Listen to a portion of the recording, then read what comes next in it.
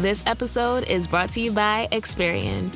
Are you paying for subscriptions you don't use, but can't find the time or energy to cancel them? Experian could cancel unwanted subscriptions for you, saving you an average of $270 per year and plenty of time. Download the Experian app. Results will vary. Not all subscriptions are eligible. Savings are not guaranteed. Paid membership with connected payment account required.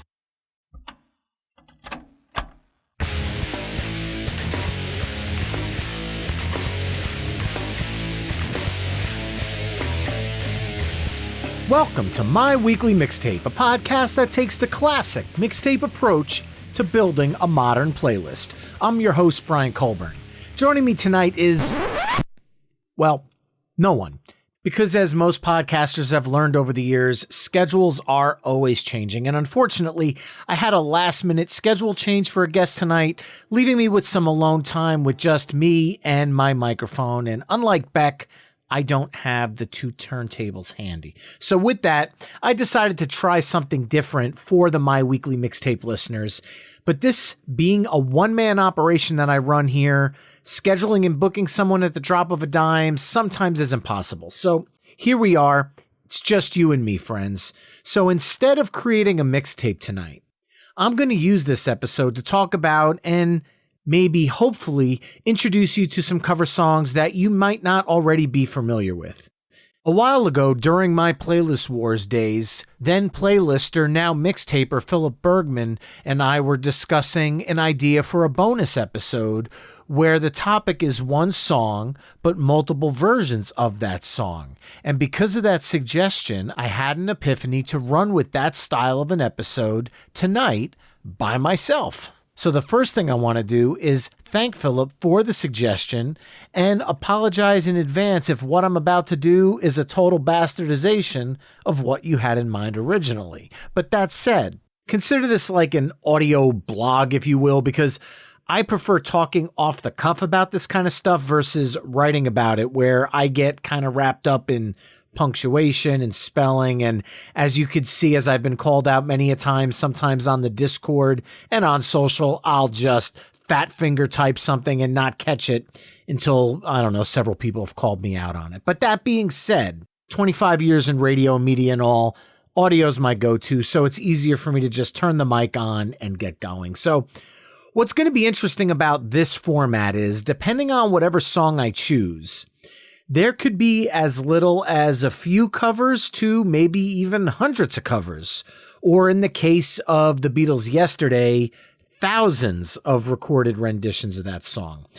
But with that said, I'm going to try to stray away from the songs that are well known for having tons and tons of renditions.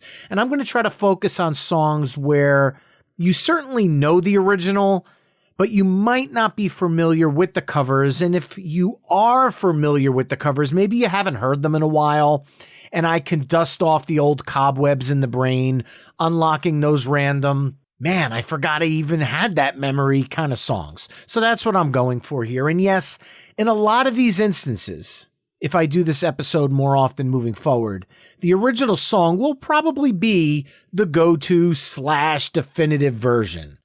So I understand if you're a big fan of the original, this might just be me listing, I don't know, 5, 6, 7, 8, 9, 10 atrocities to your love of the original. But the way I see this, if I love a song and another artist covers that song, usually I want to feel that that artist at least has a genuine maybe love for that song to want to put their artistic stamp on it.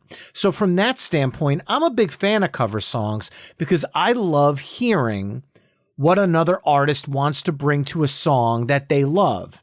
And being I love the song as well, there's that camaraderie between me, the listener, and the artist who's doing the rendition.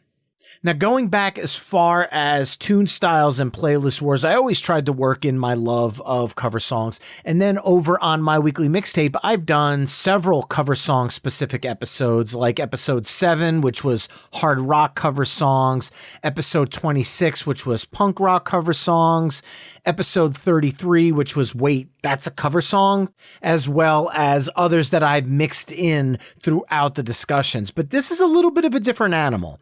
In this episode, I'm just taking one song And I'm going to try to bring up several different cover song examples of that song that'll give you an appreciation from the way other artists see the original. This was actually something we did way back on Tune Styles towards the beginning.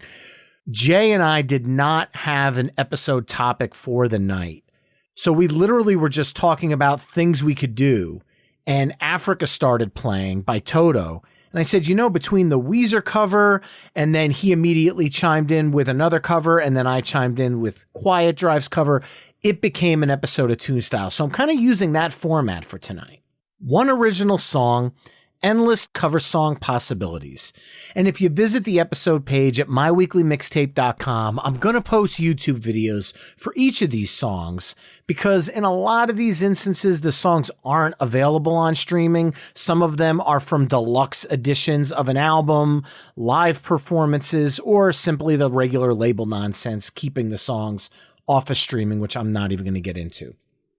So tonight's cover du jour won't come as a huge surprise to anyone because I'm going to start with my favorite artist / band of all time, that being Tom Petty and the Heartbreakers. And I'm going to go with the incredible second single. Yeah, it was the second single. And surprise, surprise, album opening track from 1980's Damn the Torpedoes, Refugee. Now, just a little bit about the song. It reached number 15 on the U.S. Billboard Hot 100. It was one of the first songs Mike Campbell, the song's co-writer as well as Heartbreaker, ever wrote, which was a really kind of killer way to start a songwriting career. Anyway, this song is and has always been a Tom Petty staple ever since Damn the Torpedoes was released.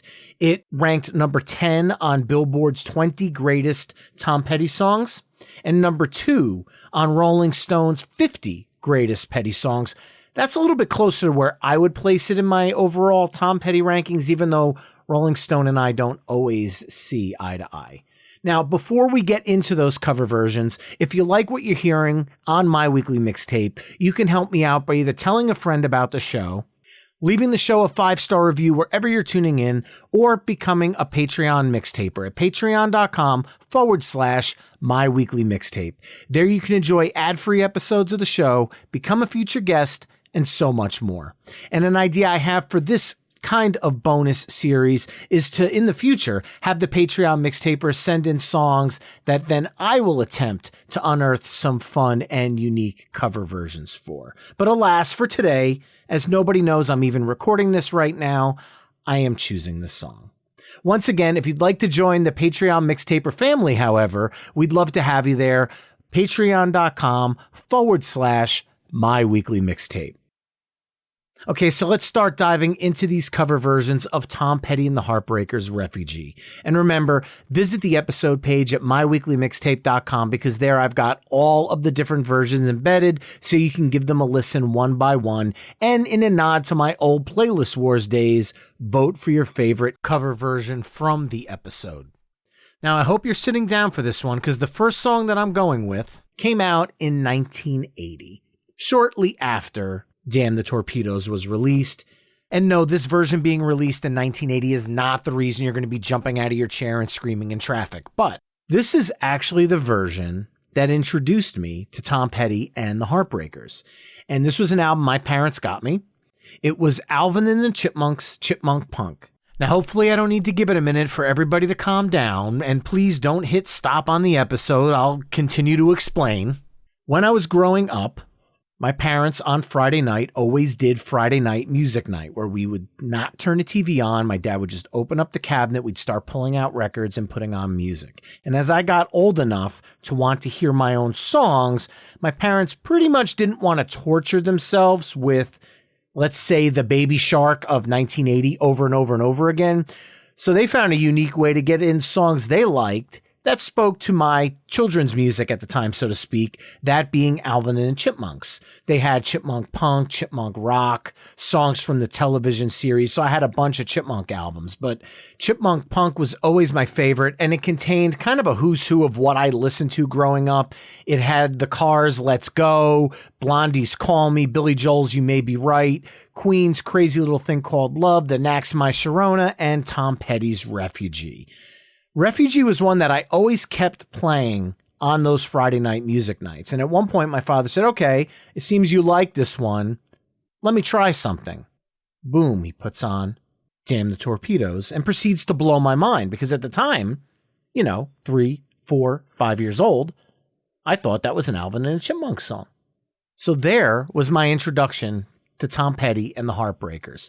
And from that point on, I still enjoy listening to the Alvin and the Chipmunks version because it reminds me I could see myself back in my pajamas on a Friday night sitting on my parents' living room floor listening to it. So that one's always going to hold a special place to me, but it's what kick-started my love for Tom Petty and the Heartbreakers, and as well as the other bands on the album, Queen, Billy Joel, The Cars, Blondie, etc.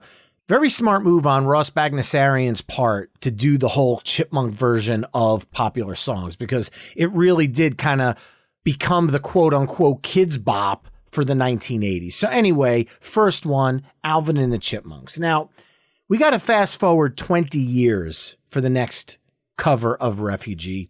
And this one is one that one of my close friends down in North Carolina introduced me to because at the time I was in college hosting a college radio show. And I was always looking for country music because my first college radio show was a country music radio show. That was simply because when I wanted to get on the air, they basically said they had all the genres filled. So as I was perusing through the schedule, I called out the fact that there wasn't a country show. And they said, no, we haven't had a country show in years. If you want it, then we can get you on the air. So 7 a.m. on a Monday morning, through the last 3 years of college, I would hop on the air and do 2 hours of country music. And with that, I would reach out to my friends in North Carolina and say, hey, you guys, if you guys know any up-and-coming country songs that are popular down in North Carolina, here in New Jersey, they might not be popular yet, and I can use all the help I can get. So one of my friends, Chris Snyder, down in North Carolina, thank you very much, man, because I'm a huge fan of this one, sent me 2000's Pickin On Petty, a bluegrass tribute to Tom Petty. And the musicians featured on this version are David West, Tom Corbett, Tom Ball, Thomas Martin, and Chris Hillman. Lots of different Toms featured on a cover of a Tom Petty song, but I digress. This is an interesting version of the song. This is not like your Hasty Dixie bluegrass cover. There are no vocals. So to some, this could be a little jarring. But to me, this really explores the music for the song, not so much the vocals. You're not singing along with this version. You're getting immersed in the actual music because Tom Petty and the Heartbreakers at the end of the day wrote fantastically catchy songs that you could sing along with. But underneath that layer, there is fantastic music. And I feel like this team really brought it out in bluegrass form. Now, granted, you might not be a bluegrass fan. This might not be up your alley. I completely understand that, and I respect that. But this version is definitely worth checking out if you like hearing different versions of the song, because there's a lot going on musically that you could hear that normally you're too busy singing along with to notice those nuances. So I highly recommend that one. Next up, I am going to go to 2005, and we're going to do the first cross-gender cover of the song, this being Melissa Etheridge for her 2005 Greatest Hits album, The Road Less Traveled.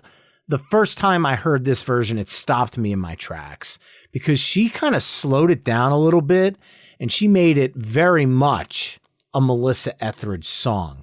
It was emotive, it was powerful, it was strong, it was confident.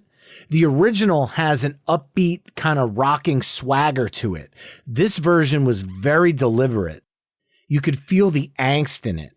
And she brought out a different emotion from the original song, kept the heft of the song, and was able to slow it down and still make it rock. And I'm going to hit on that point again shortly, but she did such an amazing version of this song. I can listen to Tom Petty's version back to back with Melissa Etheridge's version and feel like, for the most part, I'm listening to two different songs because her rendition just hits a lot differently. Now, fast forwarding 6 years later, we're going to get a little bit of a punk edge to this. Now, this is where I decided to get away from streaming because I realized this is where it was just going to become impossible.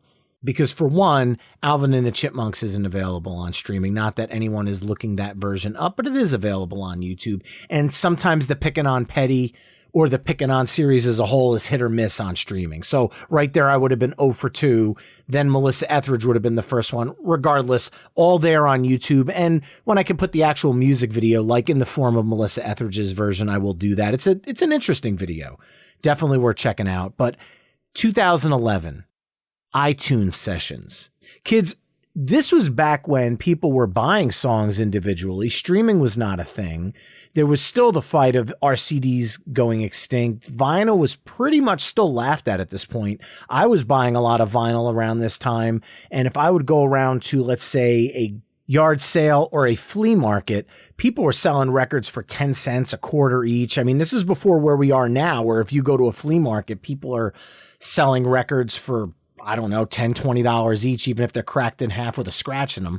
But anyway, 2011 had things called iTunes sessions. And this is where bands would go in and they would record several renditions of their hit songs, maybe a couple of covers, and do it in the iTunes studios. And they would put them out as little digital EPs. And New Jersey's own The Gaslight Anthem did that for 2011's iTunes sessions. Now, I looked this up on Apple Music, and believe it or not, this song isn't even available on Apple Music, which is the streaming progression of iTunes. So I don't know why they're leaving it kind of out of that domain, because the iTunes sessions as a whole was pretty damn cool. I remember off the top of my head, Grace Potter and the Nocturnals did a version of iTunes sessions that features a cover of Madonna's Like a Prayer, which then again was also done by H2O. So that could be a future cover songs episode. I'll put a pin in that. But anyway, Gaslight Anthem, iTunes sessions. This version sounds like the Gaslight Anthem is channeling Neil Young and Crazy Horse. Like Melissa Etheridge's version, it's a little slower, but it's heavy. This one focuses on the guitars. The guitars are big and loud in the mix. And Brian Fallon's voice, while not anywhere near a dead ringer for Tom Petty, he is definitely more aligned to the Bruce Springsteen gravelly kind of voice. When he brings the energy and the way they interpreted the song by kind of slowing it down, really cranking up the overdrive on the guitars, his voice actually immediately becomes perfect for the song and their version. So you're channeling the energy and heft of the original, but you're putting a unique stamp on it that doesn't kind of give it that musical photocopy that sometimes I call it a paint by numbers cover, where when you're done listening to it, you kind of say to yourself, I should have just listened to the original. You do not get that so far with any of the ones that I've mentioned tonight. And you're certainly not going to get it with the next one, which came out 2 years later. This is probably going to be the one where most people hit the stop button on this episode, but hear me out. Any of you who are parents out there know that sometimes it's hard to get your little ones to sleep, especially in those early years, up to the toddler years. And sometimes you use music in the room to help them fall asleep at night. And there was some very, very forward-thinking, smart groups out there that realized this was an untapped market. Groups like Rockabye Baby. They realized people were out there listening to lullabies that they might not actually enjoy over and over and over and over again. So over time, groups like this put out series of albums based on all different artists, everything from Metallica to AC/DC to Nine Inch Nails, as well as obviously Tom Petty and its Twinkle Twinkle Little Rock Star. And in 2013, they put out an album, Lullaby Versions of Tom Petty. Now, granted, this isn't going to be the version that you're going to go put on and play when you have friends over. This to me sounds like the version that it's 3 o'clock in the morning. Your baby's not falling asleep, the music helps, and you're sitting there, and you don't want to listen to the same 30-second lullaby loop playing over and over again, which a lot of those toys had. So you put a CD on like this, and at least while you're rocking back and forth, getting your child to fall asleep, you can kind of hum the melodies of the songs, and it's an interesting listen.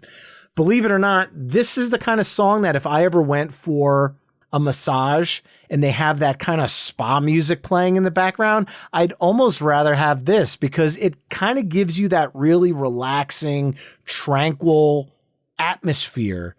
But it's also hitting those dopamine receptors because you realize song after song that you actually know the song that's playing, even though there's no lyrics being sang once again.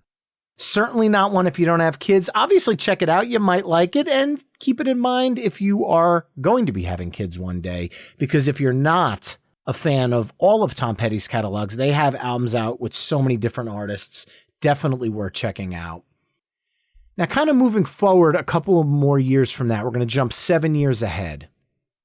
And this next one is kind of a cheat because it's technically a cover version, but it's also not. I mentioned at the top of the show, Mike Campbell is one of the co-writers of the songs. Well, in 2020, on Sirius XM, Mike Campbell and the Dirty Knobs did a live performance of Refugee.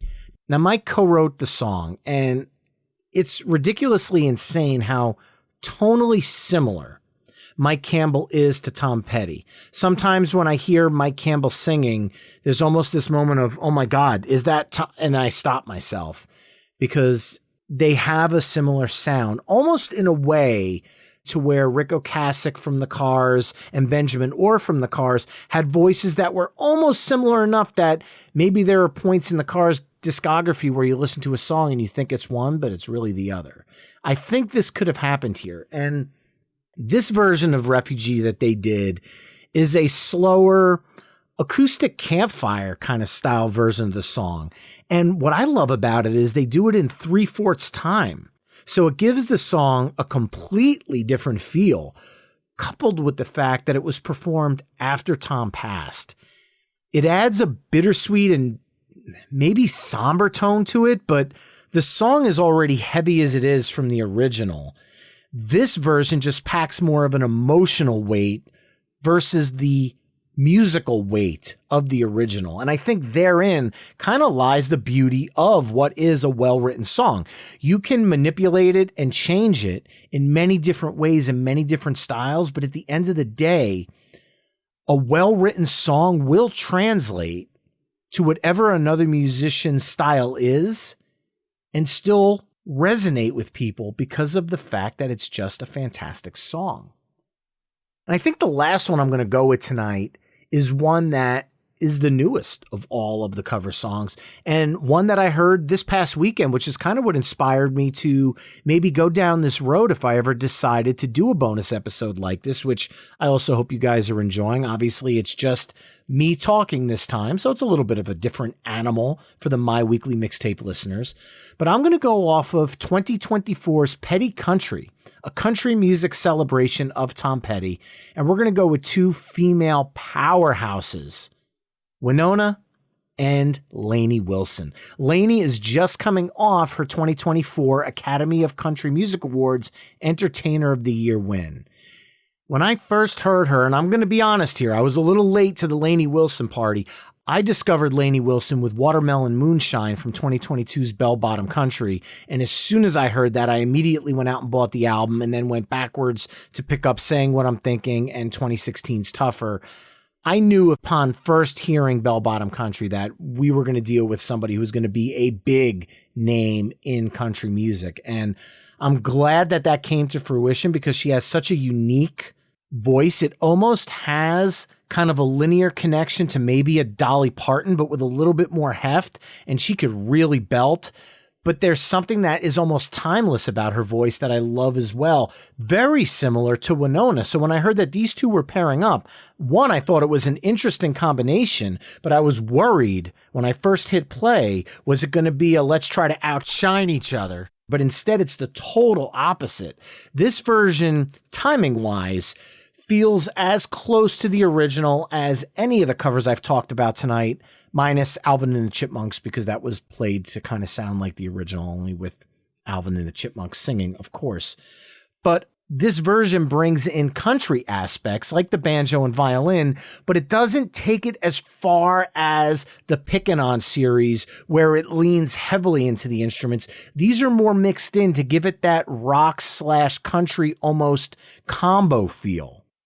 Another thing that struck me about this song is the fact that there isn't a group of backing vocalists singing the "don't have to live like a refugee" kind of answer in the chorus. It's just Wynonna and Lainey kind of ping-ponging back that vocal line, which really adds a dynamic layer to the duo portion of the song. It really emphasizes that part of it, whereas all the other versions, sans the instrumental, have the background vocal singing, which I should probably go back and say that the Alvin and the Chipmunks version, man, Simon and Theodore nail those backing harmonies. I mean, people, it's always about Alvin, but damn it, don't forget the Chipmunks part of Alvin and the Chipmunks. Simon and Theodore matter. But back to Wynonna and Lainey, around the 3-minute mark, both of them start doing their vocal acrobatics back and forth. And it's kind of this harmonious call and response, but they're not actually harmonizing each other. Their voices just pair so well together. You could feel the original's passion coming out. But make no mistake, this can and probably will be a hit country radio song in 2024. Because like I said earlier, at the end of the day, it's a song that's written well. Refugee is a musical chameleon that when another artist puts their stamp on it, the masterpiece of the original always shines through. Yes, even with Alvin and the Chipmunks. Now, I've given you 7 different cover versions of Refugee to check out over on the episode page at myweeklymixtape.com. And there you can view each version in its YouTube embedded form. You've got Alvin and the Chipmunks, the Pickin On series, Melissa Etheridge, the Gaslight Anthem, Twinkle Twinkle Little Rock Star, the Dirty Knobs, and Wynonna and Lainey Wilson. I also threw a poll up on the page because just like in the old Playlist Wars days, I'd love to know which version that I talked about tonight is your favorite after listening to all of them. So make sure to vote for your favorite cover. You can also message me at myweeklymixtape@gmail.com and tell me which cover version was your favorite, and I'd love to know why too if you picked one. And then also I'll add to that, if you like any of these more than Tom Petty and the Heartbreakers version, please let me know. I would love to know if there's an instance like that. So with that said, I hope you enjoyed this under the covers dive into Tom Petty and the Heartbreakers Refugee. Remember, you can find My Weekly Mixtape on almost all the social media haunts at My Weekly Mixtape. You can also head to myweeklymixtape.com to check out the full catalog of My Weekly Mixtape episodes. And if you like what you're hearing on the show, you can help me out by either telling a friend, leaving the show a 5-star review wherever you're tuning in, or becoming a Patreon mixtaper at patreon.com/My Weekly Mixtape. There you can enjoy ad-free episodes of the show, become a future guest, chime in on future show topics, and so much more. That's all for this special edition of My Weekly Mixtape. Thanks again for listening, and until next time, enjoy the tunes.